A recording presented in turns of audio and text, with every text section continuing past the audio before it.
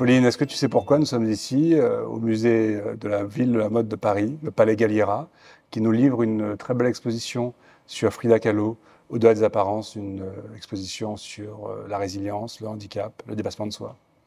Écoute, vu le nom de cette belle personne qui est Frida Kahlo, une résiliente née, et le décor, j'ai une petite idée, mais tu vas pouvoir m'expliquer ça? Tu as parfaitement raison. Juste derrière nous, ici, il y a la prothèse qu'avait fabriquée Frida Kahlo pour sa jambe droite qui avait été amputée et avec laquelle elle marchait et qu'elle a décorée, qui lui a permis de passer l'épreuve et de vivre son handicap. Et je voudrais que tu puisses aujourd'hui nous parler de toi. Écoute, moi, c'est simple, j'ai connu l'existence des prothèses à la suite d'un accident que j'ai eu il y a 4 ans, où malheureusement j'ai perdu ma jambe gauche, et j'ignorais totalement ce monde-là, que le grand public connaît peu. J'appelais ça d'ailleurs une attelle et non pas une prothèse, et quelques mois plus tard, j'ai pu bénéficier d'une prothèse de haute technologie qui m'a permis de remarcher et de bien pouvoir remarcher. Mais j'ai aussi fait le constat qu'il fallait se battre pour tout, pour justifier de ce droit de pouvoir remarcher avec un matériel performant. Et tu peux me confirmer qu'il y a une inégalité au niveau de l'appareillage actuellement encore en France. Ma chère Pauline, s'il n'y avait qu'une inégalité, ce serait déjà une bonne chose, mais il y en a plusieurs. La première, bien entendu, mais ça on n'y peut rien, elle est entre les victimes d'accidents avec tir à payeur et celles sans tir à payeur. Dans ton malheur, tu as eu la chance, toi, d'avoir un tir à payeur en face qui prend en charge le matériel. Mais même là encore, il y a des inégalités entre les personnes. Tu as pu bénéficier aujourd'hui d'une prothèse bionique de dernier cri qui te permet aujourd'hui de remarcher, qui est une prothèse qui est étanche, qui te permet d'avoir accès au milieu humide, qui te permet de la garder toute la journée et d'avoir une vie de femme active et de mener tous tes projets de front. Est-ce que tu as Et ça, c'est conscience? pas donné à tout le monde. C'est vrai. Est-ce que tu as conscience que si tu n'avais pas eu ce matériel, tu n'aurais pas pu te reconstruire de la sorte?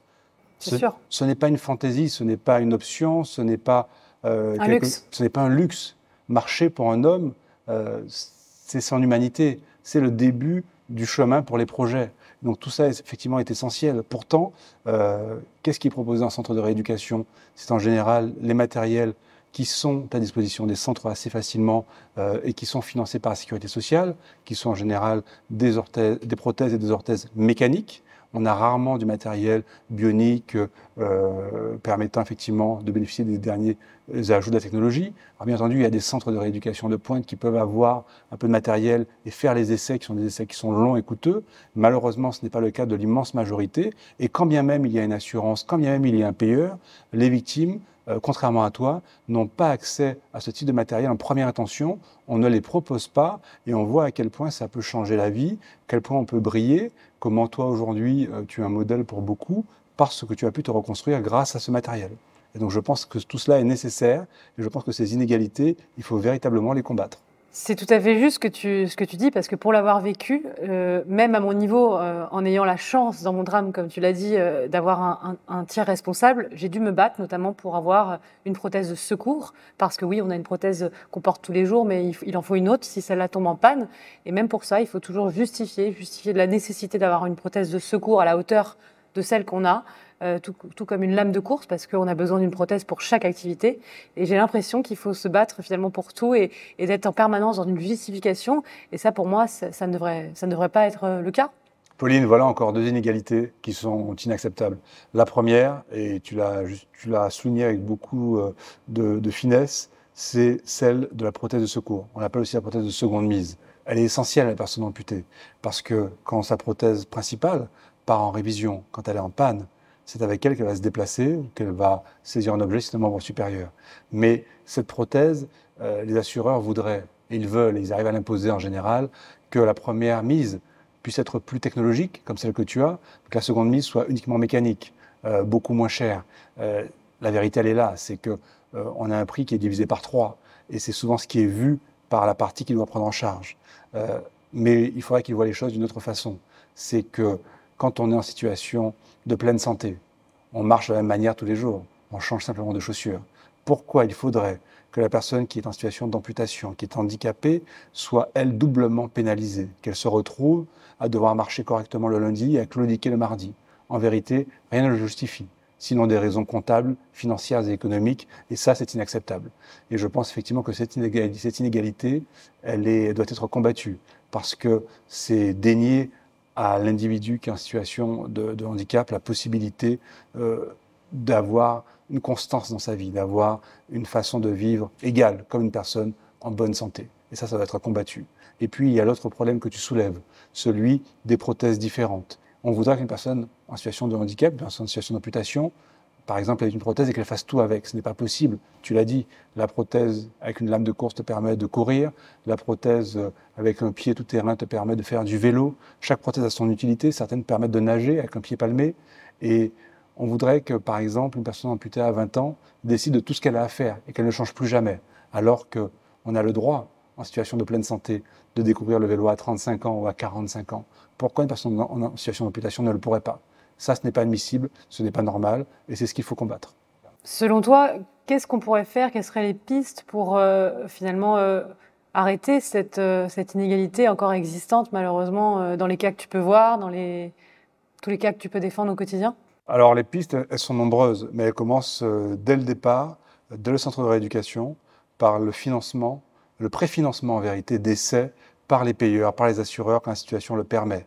Aujourd'hui, il ne faut pas attendre qu'une personne ait vécu tout un parcours de rééducation, ait réalisé et souffert plusieurs temps d'expertise, 2-3 ans après l'accident, et qu'elle ne soit toujours pas appareillée définitivement.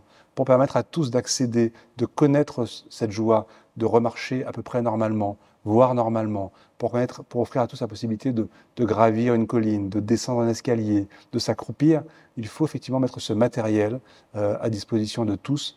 Dans le cadre de préfinancement, c'est du matériel qui est onéreux, il faut effectivement que les fabricants soient en mesure d'offrir la mise à disposition de ces matériels en centre de rééducation. Et pour cela, il faut que les assureurs préfinancent simplement et que sur simple demande du patient, l'équipe médicale, s'il n'y a pas de contre-indication, organise un essai véritable. Et à la suite de cet essai, il sera décidé de la possibilité médicale pour cette personne de bénéficier de ce matériel, de ce dispositif. Mais effectivement, cela sera d'autant plus aisé que cela leur aura été proposé, parce qu'il est forcément plus difficile d'obtenir un matériel dont on n'a pas entendu parler, qu'on n'a pas testé, qu'on ne connaît pas. Donc il faut effectivement qu'il y ait une vulgarisation, mais pour ça, ça demande des moyens, et cela doit être assuré, doit être préfinancé par les assureurs. C'est extrêmement important. Selon toi, il ne faudrait pas aussi sensibiliser le monde des assureurs aussi, qui ne connaît pas finalement peut-être bien la réalité du terrain que peut vivre une personne accidentée? Alors, ils connaissent la réalité du terrain, mais de leur point de vue. Et là, en ce sens, je te rejoins. Il faut effectivement qu'il y ait des échanges, des formations, que ceux qui ont en charge de prendre en charge, de payer, ceux qui ont en charge de supporter le financement du matériel, qu'ils aillent en centre de rééducation, qu'ils parlent à des gens qui ont subi ces épreuves, qu'ils échangent avec des blessés comme toi, qui ont eu à passer ces différents stades de rééducation, de réadaptation, de réappropriation de son corps. Et c'est à ce prix-là qu'on arrivera effectivement à faire comprendre un certain nombre de choses, et notamment qu'il est essentiel qu'un amputé bénéficie des mêmes prothèses en première mise et en seconde mise. Ça, c'est une nécessité. C'est aujourd'hui une anormalité qui est permise parce que je pense que les régleurs, les assureurs, qui ont des connaissances très importantes, mais qui le voient au travers du prisme de leur prise en charge, du prisme économique. Il faut qu'ils le voient au travers du prisme de celui qui souffre, du corps souffrant, du corps abîmé, pour comprendre à quel point cette nécessité de redémarrer sa vie, cette nécessité d'être un homme debout, ou un homme agissant, c'est un membre supérieur, est une nécessité qui ne se négocie pas. Espérons que cela change, que les mentalités évoluent encore une fois, puisque jusqu'à maintenant, pour beaucoup de victimes, c'est la double peine, non seulement d'avoir été victime d'un accident de la vie, mais en plus de devoir se battre pour avoir un accès à un appareillage qui va leur permettre de remarcher. Des gens comme toi participent à faire bouger les choses. Moi, de mon côté, j'essaie de sensibiliser, donc pourvu que les choses évoluent dans le bon sens. Il le faut, Pauline, et c'est ensemble que nous y arriverons. C'est en mêlant nos expériences, en mêlant nos savoirs, nos sensibilités, que nous arriverons à alerter les pouvoirs publics, à alerter ceux qui décident, ceux qui ont l'argent, ceux qui ont les moyens, de regarder tous ceux qui sont abîmés, comme hier Frida Kahlo, comme toi aujourd'hui, et comme tous ces autres qu'on ne voit pas, comme tous ces autres qui les accompagnent, pour permettre effectivement que les choses changent et que ces inégalités, qui sont trop nombreuses, cessent, parce que je te le dis, la réappropriation de la marche, la réappropriation d'un membre par le matériel, ce n'est que la première étape. Ensuite vient tout le reste, et tu le connais, le logement, le retour au domicile, le retour professionnel. Alors, ce premier pas, il faut le faciliter, il faut l'aider quand il est possible, et il faut demander à tous ceux qui en ont le pouvoir de le faire. Merci Charles-Henri. Je te remercie, Pauline.